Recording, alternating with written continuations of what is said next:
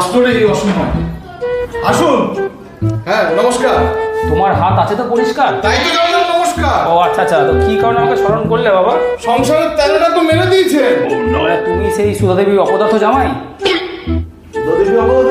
যা পাস দেওয়ার তো দিয়ে দিয়েছে। আচ্ছা আচ্ছা, আসো বসুন বসুন। তোমার কুণ্ডলিতে কোন রাশি কি বাস দিচ্ছে, আসো দেখি।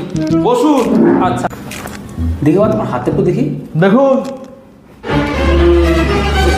সাথী তোমার সময়টা বোধ হয় খারাপ যাচ্ছে। কে বলেছে আমার সময় হেভি যাচ্ছে এখন? বাবা, তুমি তো টাকা পয়সা কামাচ্ছ কিন্তু কিছুই জমাতে পারছো না, হু করে বেরিয়ে যাচ্ছে, তাই তো? আরে কে বলেছে? আমার বিওআই ব্যাংকে এখনো 50 লাখ টাকা আছে। তোমার দুটো সন্তান তাই না? হ্যাঁ, দুটো সন্তান বাবা, দুটো সন্তান। ঠিক কিন্তু বলেছে। মেয়ে দুটোর তো বিয়েতে বাধা আছে। আরে আমার দুটো ছেলে, আর সামনে সামনে মাধ্যমিক দেবে আমার বড় ছেলে। ও বাবা, ঠিক আছে ঠিক আছে ঠিক আছে।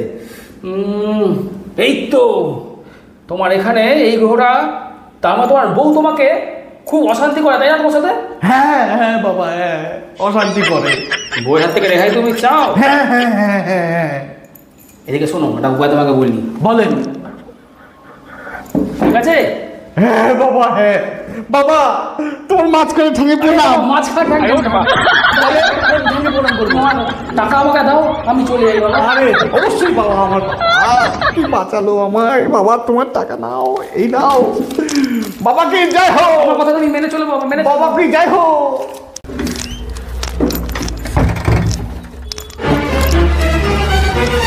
কোন হারামজাদার বাড়িতে ফাটিছিলিস রে?